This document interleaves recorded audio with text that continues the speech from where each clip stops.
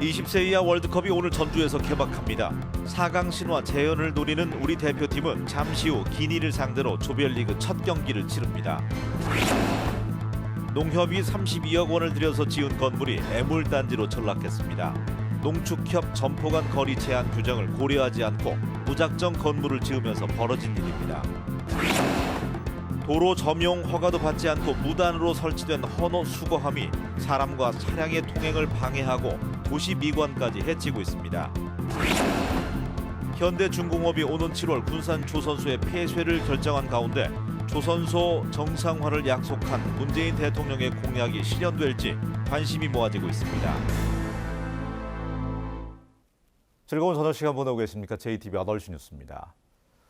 20세 이하 월드컵이 오늘 전주에서 개막했습니다. 잠시 뒤에는 대한민국 대표팀이 기니를 상대로 첫 경기를 치릅니다. 주혜인 기자입니다. 백승호, 이승우, 이상민, 대한민국 화이팅! 2002년의 그날처럼 전주 월드컵 경기장이 붉은 물결로 가득합니다. 전주에서 개막한 20세 이하 월드컵을 보기 위해 경기장에는 구름 관중이 몰렸습니다. 전주에서 하는 거 보니까 전주에 볼 것도 많고 뭐 한옥마을이라든가 그리고 또 뭐 좋은 팀들 많이 봐서 너무 좋은 것 같아요. 네.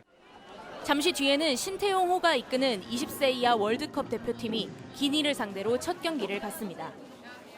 이 경기 입장권 3만 8천여 장이 일찌감치 매진될 만큼 응원 열기도 뜨겁습니다. 제가 대한민국 선수 중에 이승우 선수 제일 좋아하는데 오늘 꼭 골 넣어줬으면 좋겠어요. 대한민국 이승우 화이팅! 아프리카 예선을 3위로 통과한 기니는 비교적 약체로 꼽히지만 빠른 공격과 세트피스가 강점입니다. 대표팀의 1차 목표인 조별리그 1위 통과를 위해서는 다득점 승리가 필요합니다.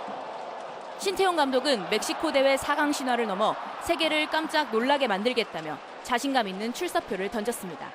분명히 공격 앞으로 나갈 것입니다. 첫 단추 잘 끼우면 우리가 앞으로 조별 예선 3차전 3경기와 더 나가서 16강, 8강 잘 할 수 있지 않나.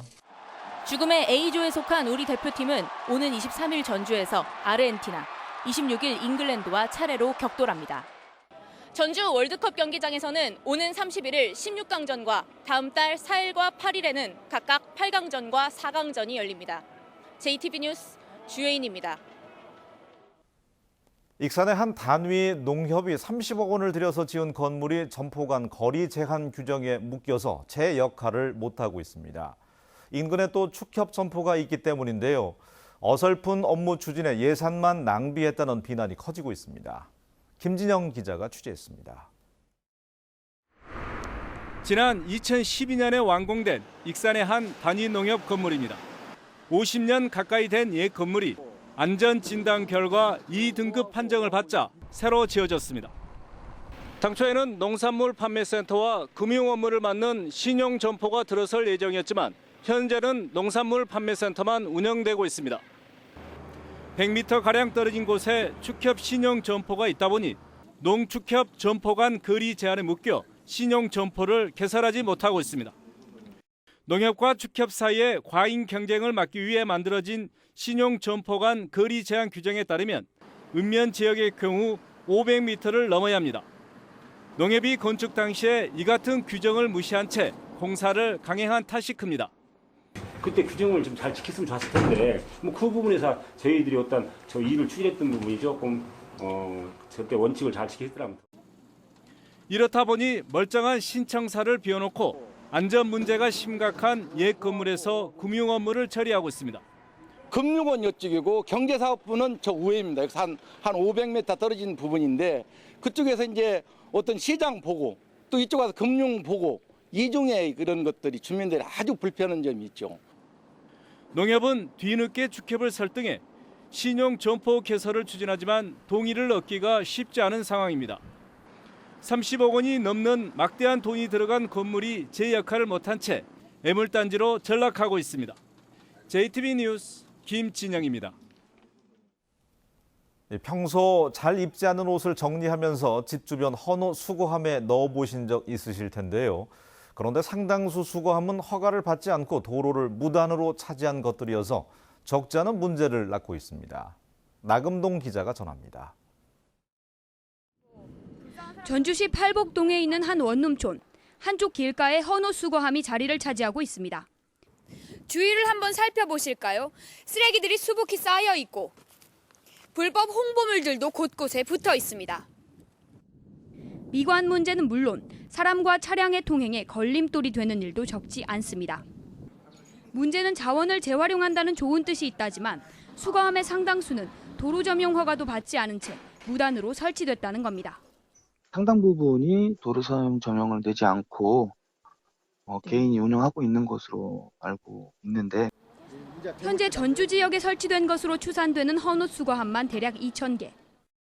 도로는 공공이 사용하는 공간인 만큼 시설물이 난립하는 것을 막기 위해 허가를 받도록 규정했지만 자치단체마다 해석이 엇갈려 사실상 방치하고 있습니다. 실제로 익산과 남원을 제외한 12개 시구는 규정대로 허가를 받은 수거함이 전무합니다. 저희 점용 허가 대상 자체가 아니라서 그거는 점용 허가로 나가는 상황이 아니에요. 그러나 국민권익위원회는 지난해 7월 전국 시군구에 의류 수거함을 설치할 때에는 반드시 도로 점용 허가를 받은 후 설치할 수 있도록 권고한 바 있습니다. 자치단체의 허술한 관리 속에 도로는 넘쳐나는 수거함으로 몸살을 앓고 있습니다.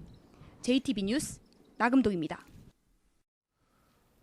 문재인 대통령의 전북 관련 공약 10개를 분야별로 살펴보는 순서입니다. 군산조선소는 7월 1일에 폐쇄될 예정인데요. 문 대통령은 군산조선소의 정상화를 지원하겠다고 약속했습니다. 송창용 기자입니다. 현대중공업 군산조선소에 남아있는 인력과 협력업체 직원은 1,600여 명입니다. 지난 1년 동안 3,500명 넘게 일자리를 잃었습니다. 한때 전북 수출의 9%, 군산시 산업의 24%를 차지하던 산업이었지만 현대중공업은 7월 1일에 조선소를 폐쇄하겠다는 방침입니다. 문재인 대통령은 군산조선소 정상화를 지원하겠다고 공약했습니다. 공공선박을 발주하고 금융지원을 확대하겠다고 약속했습니다. 현대중공업 군산조선소가 지역경제에서 차지하는 비중이 아주 큽니다. 존치되어야만 일자리도 유지됩니다. 공약이 이행되기 위해선 당장 선박펀드의 지원이 필요합니다. 정부는 조선업계를 지원하기 위해 2조 6천억 원의 선박펀드를 조성했는데 이 가운데 1조 원을 지난달 대우조선에 지원하기로 결정했습니다. 전북 조선업계는 나머지 1조 6천억 원 가운데 일부를 군산조선소 선박 발주에 사용할 것을 요구하고 있습니다. 이 물량으로 일단 조선소를 유지하고 현대중공업이 추가로 해외 물량을 수주하면 군산조선소를 정상화시킬 수 있다는 것입니다. 우리 업체들은 마냥 기다리고 있으면 언제 어떻게 또 쓰러질지 모르니까 이왕 지원하시는 김에 빠른 시간 내에 공공선박 발주를 한다든지 해가지고 지원해 주시면 저희들은 얼마든지 일어설 수 있는 그런 자신감이 있습니다. 문 대통령이 공약을 지켜 군산조선소와 함께 전북 경제를 회생시킬 수 있을지 전북도민의 기대가 커지고 있습니다. JTB 뉴스 송창용입니다. 지난해 말 사만금 특별법 개정에 따라서 다음 달부터 사만금 산업단지 관리권자가 전북도지사에서 사만금 개발청장으로 바뀝니다. 또한 외국 기업뿐만 아니라 국내 기업도 국유와 공유 임대용지에 입주할 수 있습니다. 전라북도는 사만금 개발청과 산업단지 관리권 이관에 대해서 협의하고 임대용지에 대한 기업 유치에 나서기로 했습니다. 전북교육청이 오는 9월 임용 예정인 17개 초중학교 교장을 공모제를 통해서 임명하기로 했습니다. 전북교육청은 정년 퇴임으로 교장의 임기가 끝나는 52개 학교 가운데 초등학교 17곳, 중학교 7곳 등 모두 17개 학교를 대상으로 교장 공모제를 실시한다고 밝혔습니다. 교장 공모 유형은 초빙형과 내부형, 개방형으로 추진되며 정년까지 남은 기간이 4년 이하이거나 징계를 받았던 사람은 공모에 참가할 수 없습니다. 전주시가 기업 활동을 돕기 위해서 일부 건축 관련 규제를 완화했습니다. 전주시는 공업지역 용적률을 250%에서 350%로 늘리고 공장의 조경 면적은 10%에서 5%로 줄였습니다. 이와 함께 전주시 등 공공기관의 수의계약 금액은 500만 원에서 2천만 원으로 높였습니다. 군산지방 해양수산청이 선박의 안전한 항해를 위해서 군산항에 준설에 들어갔습니다. 군산지방 해양수산청은 내년 2월까지 모두 74억 원을 투입해서 군산항과 충남 서천 장항항 항로에 쌓인 퇴적토 71만 세제곱미터를 준설할 계획입니다. 준설 작업을 마치면 항로의 수심이 10m가량 확보돼서 선박들이 보다 안전하게 오갈 수 있을 것으로 기대됩니다. 중소기업이 취업 희망자들을 대상으로 하루짜리 현장 연수를 운영한 뒤에 채용 여부를 결정하는 사업이 시행됩니다.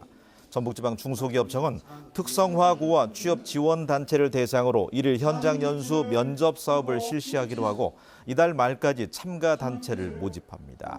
일일 현장 연수를 하면 구직자는 근무 환경을 미리 파악할 수 있고 구인 업체는 구직자의 업무 능력을 볼 수 있어서 입사 초기 서로 기대치가 달라 이직하는 비율이 줄어들 것으로 기대됩니다.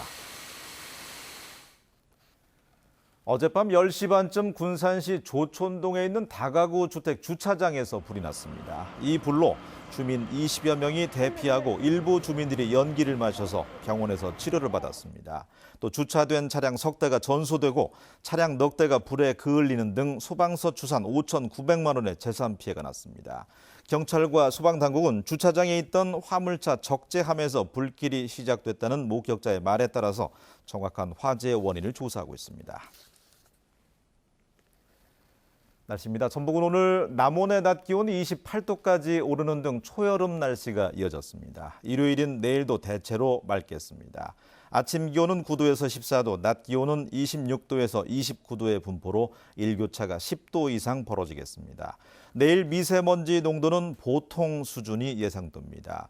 전주기상지청은 당분간 대체로 맑고 더운 날씨가 이어지다가 다음 주 화요일 오후부터 수요일 오전까지 비가 내린 뒤에 때이른 더위도 잠시 주춤할 것으로 내다봤습니다. 뉴스를 마칩니다. 고맙습니다.